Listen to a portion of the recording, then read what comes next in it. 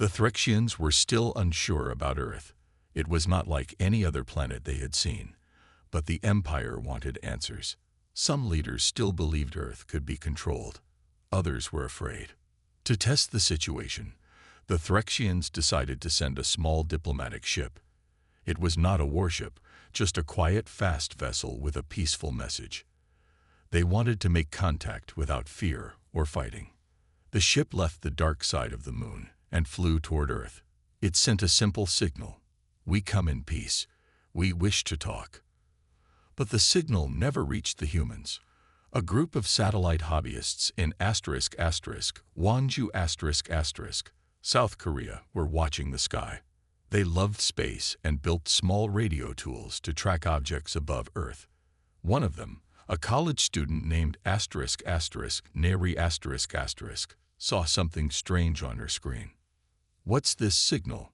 she asked. "It's not from any satellite we know." Her friend Tawu looked closer. "It's too clean, too perfect. It's not human." They thought it might be a fake signal, or maybe even a test from another country. Just for fun, they decided to jam it. They used an old radio transmitter, pointed it at the sky, and sent a strong pulse. To their surprise, the strange signal stopped. At the same time, a few other hobbyists across the world also noticed the signal. Some tried to decode it. Others sent signals back. A few built quick response jammers and fired them into space.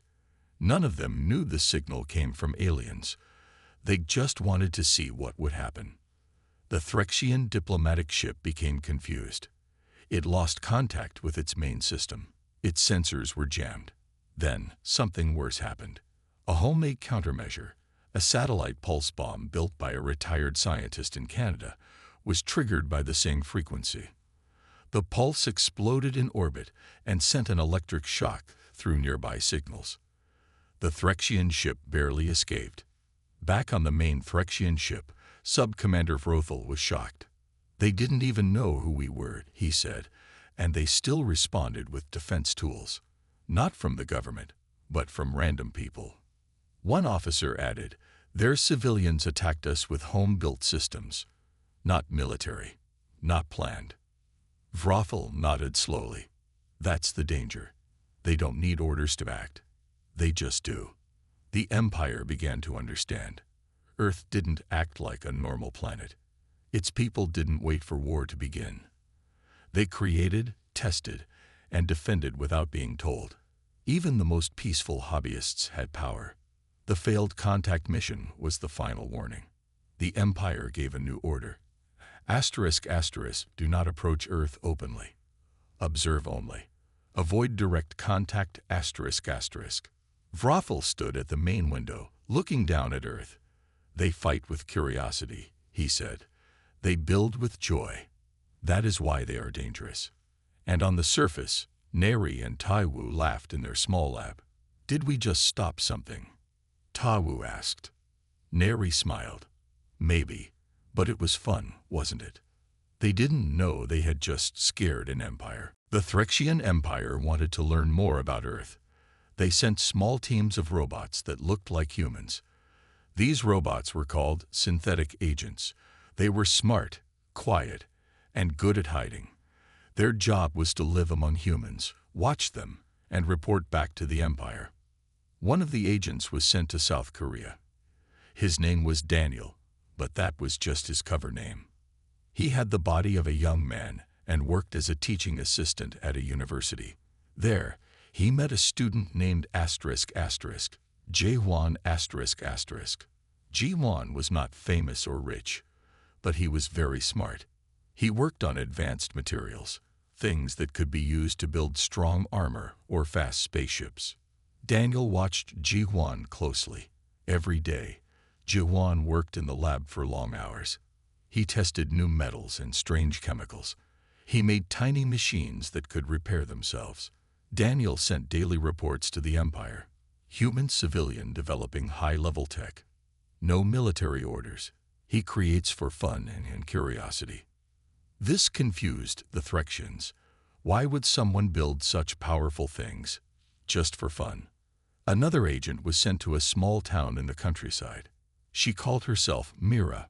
She lived in a rented house near a farm. Not far from her lived a young woman named Sumin. Sumin was a mechanic. She fixed cars and machines, but in her free time, she built drones, flying robots, in her barn. Mira watched from a distance. Sumin didn't go to a big school. She didn't work for the government. But still, she built amazing machines using parts from old electronics. Her drones could fly far and fast. One of them even dodged birds in the sky using sensors. Another could follow Mira's car without being seen. Mira sent this to the Empire. Civilian creating military-grade drones with garbage parts. No outside help. Learning by herself. Back on the hidden ship near the moon, Sub-Commander Vrothel read the reports. He was shocked. These humans are not trained soldiers. They are normal people, but they make weapons in their free time. Other reports came in. A boy in Seoul had made a laser cutter using parts from a video game console.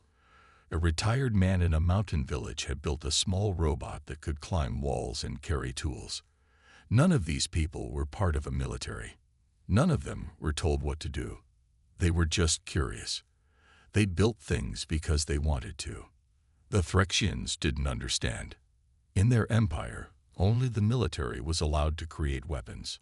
On Earth, everyone could build something dangerous if they had the time and the tools. Vrothel began to worry. This planet is not full of warriors, he said. It is full of creators, and creators are more dangerous than soldiers. He sent a message back to the Empire. Continue watching. Do not attack.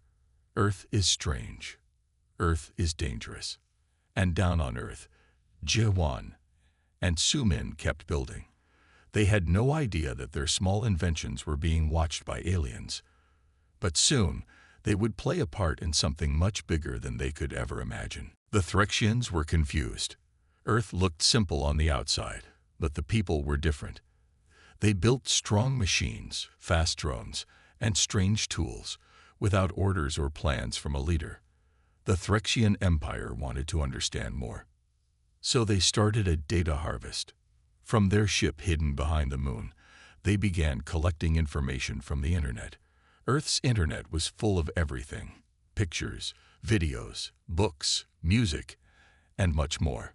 But what surprised the Threxians the most were the instructions. Humans shared everything. There were websites that explained how to build rockets, lasers, robots, and even small nuclear engines. Some people made videos showing step-by-step guides on how to create machines that could fly, scan, shoot, or defend. Forums had long discussions about building railguns using magnets, and others showed how to make body armor from plastic and metal.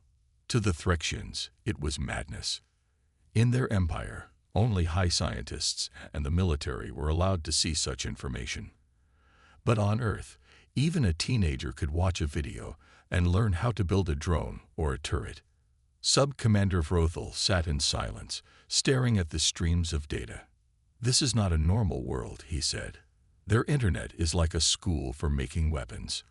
One agent reported, children play games that are realistic war simulations. Their games teach strategy, teamwork, and weapon use. Their entertainment is training. Another report came in. Public websites share 3D printer files for gun parts. Even people with little money can make high-powered tools and machines. Vrothel was shocked. They do not just build, they teach each other. Every person is a builder, and every builder is a teacher. More reports showed strange things. A school in Japan had students making walking robots. A group of teenagers in Germany had built a small satellite and launched it. In the US, some people built jet engines in their garages. In India, a village made their own solar-powered water system using online help. And every day, Earth's people were learning faster. The Threxians had no answer for this. Their empire grew by control, by rules and order. But Earth grew by sharing and chaos. The more free the people were, the more dangerous they became. One day, An agent found a strange message on a secret internet forum. It said, **if. The stars are watching us. We should show them what we can build. **. It was signed only with the name Maker X. No one knew who that was, but it made Vrothel nervous. They know, he whispered. They know we are watching. The Empire began to worry. If Earth's people could build weapons just for fun, what would they do if they felt threatened? What would happen if they all worked together? The Threxians had seen enough. Earth was not just a home for humans. It was a living, growing factory, a world of thinkers, builders, and dreamers, ready to turn ideas into weapons. Sub-Commander Vrothel sent a final message for the day. Earth is not just a planet. Earth is a forge. The Threxians kept watching Earth. Every day, they found more strange and powerful people, people who were not part of any army or government, but still built amazing things. These people were not leaders or scientists. They were normal humans, students, old people, farmers, and workers. In the city of Busan, South Korea, a group of high school students was working on a project for their school's science fair. Their team leader, a quiet boy named Hajin had an idea. "Let's make a small plasma cannon," he said. His friends laughed at first, but they agreed. They didn't have much money, so they collected parts from old TVs, microwaves, and computers. They worked after school in Hajin's garage, watching videos online and reading science articles. After 3 weeks, the cannon was finished. It was small, but powerful. It could fire a hot burst of energy that could melt a hole in a metal sheet. When they showed it at the science fair, people were shocked. Some teachers were afraid, but Hajin and his team only smiled. "It's just a project," they said. "We wanted to see if it works." The Threxian agent watching them was stunned. He sent a fast message to the ship. Teenagers created working plasma weapon using junk, purpose, fun, and curiosity. In another part of the world, deep in the Korean mountains, an old man named Daejung lived alone. He used to be an engineer, but now he was retired. In his free time, he worked in his shed. He loved machines and hated being bored. One day, he started building something big. It took him many months. He used parts from old farming tools, car engines, and metal pipes. Slowly, he created a full-body machine suit. It had strong arms, metal legs, and a power core made from an old fusion battery he found in a junkyard. The suit gave him super strength. He could lift a car with one hand. He walked through the forest with the suit on, laughing like a child. When the Threxian agent saw Daejung's creation, she couldn't believe it. Old human-built fusion-powered exosuit alone. Age: 73. Purpose: personal challenge and fun. The Threxians held a meeting. Sub-Commander Vrothel stood in front of the screen. "Look at these reports," he said. "Teenagers build plasma weapons. Old men build battle suits, all without orders, all for fun." One officer asked, "Are they dangerous?" Vrothel nodded. "Yes, because they don't wait for war. They prepare on their own.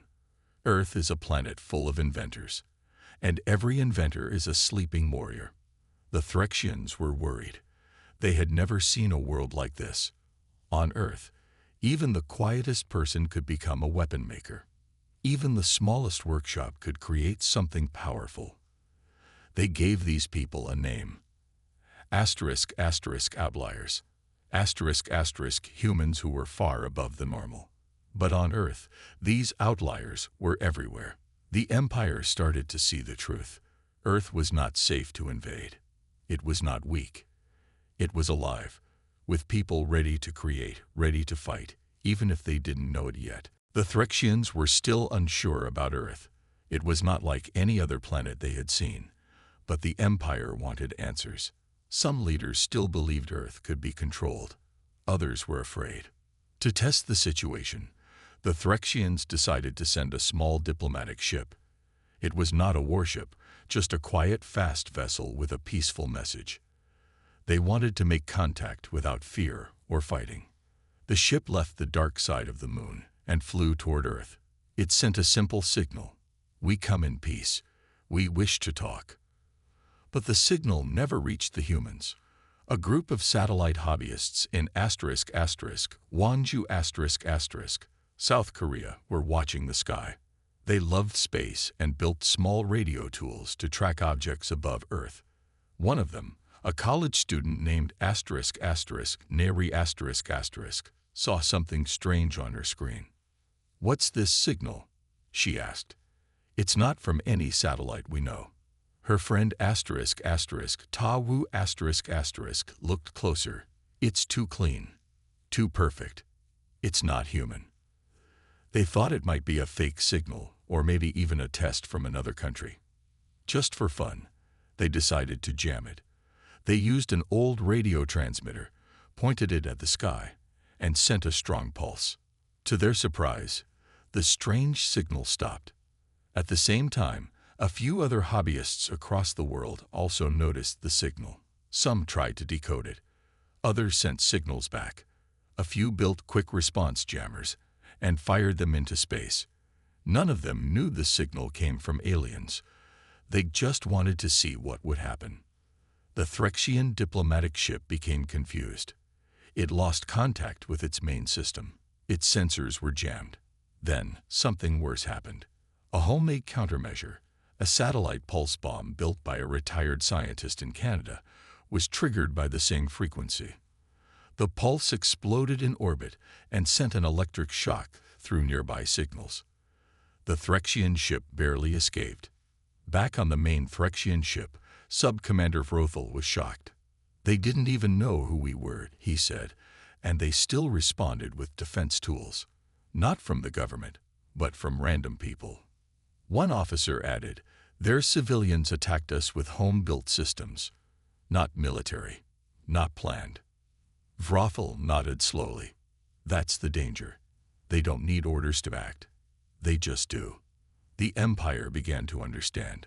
Earth didn't act like a normal planet. Its people didn't wait for war to begin. They created, tested, and defended without being told. Even the most peaceful hobbyists had power. The failed contact mission was the final warning. The Empire gave a new order. Do not approach Earth openly. Observe only. Avoid direct contact. Vrothel stood at the main window, looking down at Earth. "They fight with curiosity," he said. "They build with joy. That is why they are dangerous." And on the surface, Neri and Taiwu laughed in their small lab. "Did we just stop something?" Taiwu asked. Neri smiled. "Maybe, but it was fun, wasn't it?" They didn't know they had just scared an empire. The failed contact changed everything. The Threxian Empire stopped trying to reach Earth directly. Now, they only watched. Their agents stayed hidden. Their ships stayed quiet. Sub-Commander Vrothel told his team, "Do not wake the builders. Let them sleep. Let them dream." But Earth was already waking up. In Seoul, Ji-won was working late in his lab. He didn't know anything about aliens, but he had a strange idea that night. He felt something deep inside. A need to protect, to prepare. He opened an old notebook and began drawing a new design. A compact railgun that could fit inside a backpack. He didn't know why he wanted to build it. He just did. At the same time, Sumin in her workshop was fixing a drone when she suddenly paused. Her hands moved without thinking. She took out a small chip, replaced it, then connected a new sensor that allowed the drone to recognize heat from a long distance. "This might be useful someday," she said softly. And far away in Busan, Hadjin was reading comments on a science forum. One post caught his eye. It said, **if. They're watching. Let's show them more. Build something. Anything. Make them afraid. ****. The post had no username. It vanished a few minutes later. He blinked. That's strange. He wasn't the only one who saw it. Neri, the radio hobbyist, found the same message hidden in satellite signals. It was buried inside random noise. She thought it was a joke, but the words were too clear. She decoded another part. Asterisk asterisk Earth is not weak. Earth is the factory of the future. Asterisk asterisk. Neri saved the message. She showed it to Tawu. What if someone's trying to tell us something? She asked. Or warn us, Tawu said. More strange posts started showing up online. Some people thought it was a game. Others thought it was a secret test from a tech company. But a few people started to believe something bigger was happening. On the moon, Vrothel read a report from one of his agents. It said, asterisk asterisk Earth has a voice now. It is sending messages through humans. They are not united, but they are waking up. Asterisk asterisk. Vrothel stood up. He looked at the blue planet. They are feeling us, he whispered. Even if they don't know it, they sense we are near. The Empire grew nervous. Earth was like a sleeping machine, and now gears were beginning to turn. Creators were becoming aware. Ideas were spreading like fire. On Earth, people began building faster. New designs appeared in online groups. More students joined engineering clubs. Retired workers dusted off old tools. Everyone felt the same strange feeling. Asterisk asterisk, get ready. Asterisk asterisk. But no one knew what they were getting ready for. And deep underground, somewhere in a hidden lab, a secret group of humans was watching the sky. They didn't smile. They didn't post messages. They had known about the aliens for years. One of them, a woman named asterisk asterisk Yuri asterisk asterisk, turned to her team and said, "They tried to talk. We answered. Now they're afraid." Good. Earth was not just a planet of people. It was becoming a planet of protectors. Sub-Commander Vrothel walked through the main hall of the Threxian ship. The lights were dim, the air tense. Reports came in every hour. More and more humans were building, testing, and sharing dangerous ideas. Earth was changing. They are not just building, one officer said. They are preparing. But preparing for what? The Threxians still didn't understand how humans could move so fast without orders. There was no single leader, no master plan. Yet, all across Earth, small groups of people were building weapons, defenses, and tools. In Seoul, Ji-won had finished his railgun design. He made a working model that could fire a metal spike through thick steel. He didn't tell anyone, not even his teachers. He kept it in a locked case under his desk. Just in case, he whispered to himself. In the countryside, Sumin's drones could now fly silently and avoid radar. One day, while testing a new one, she saw it hover over something strange in the forest. A hidden metal structure. It was not human-made. She didn't say anything, but she saved the location. Neri and Taiwu also kept working. They had found more strange messages in the satellite signals. Some of them warned about danger. Others gave small instructions. Look here, build this, do not stop. The messages came from many places, but had one voice. Taiwu called it asterisk asterisk the network. Asterisk asterisk. They believed there was a hidden group on Earth, helping guide the inventors, builders, and thinkers. Some called it a myth. Others started to believe. But the truth was clear. Someone, or something, was helping humans get ready. On the moon, Vrothel had a choice to make. We cannot attack, one officer said. We will lose. We cannot leave, said another.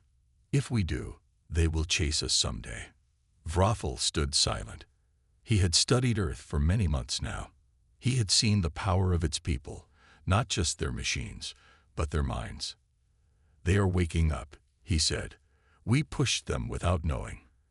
And now, they will push back. Back on Earth, in a secret underground base, Yuri watched the sky through a satellite feed. She was not surprised. She had been preparing for years. Her team knew the signs. They had collected parts, stored energy, and built hidden defenses. They're still watching us, said one of her team members. Let them watch, Yuri said. But soon, we show them what Earth really is. All over the world, small lights turned on. Secret labs, old bunkers, hidden factories, not government projects, not military bases, civilian teams, inventors, retired engineers, teenagers, hackers, dreamers, all of them building, all of them ready. Somewhere in Busan, Hajin looked up at the sky and smiled.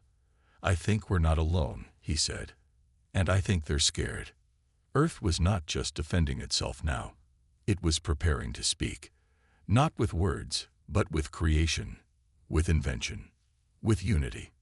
Sub-Commander Vrofel looked at Earth one last time that day and said, the weapon is not a tool. The weapon is the people. The sky was quiet, but Earth was not. In every part of the world, people were building. Not because they were told to, but because they felt it. Something was coming. Something big. And Earth needed to be ready. Neri and Taiwu finished a new kind of satellite tracker. It could find any hidden object in orbit. They used simple parts and smart code. One night, their system found a strange shape near the moon. It was not a star, not a rock. It was moving. That's them, Neri whispered. They're still watching. But now, humans were watching back. In Busan, Hajin and his school team finished a new project, a smart drone swarm. The drones worked together without speaking. They could protect an area, scan a target, or block signals. It's like they have a brain, one teacher said.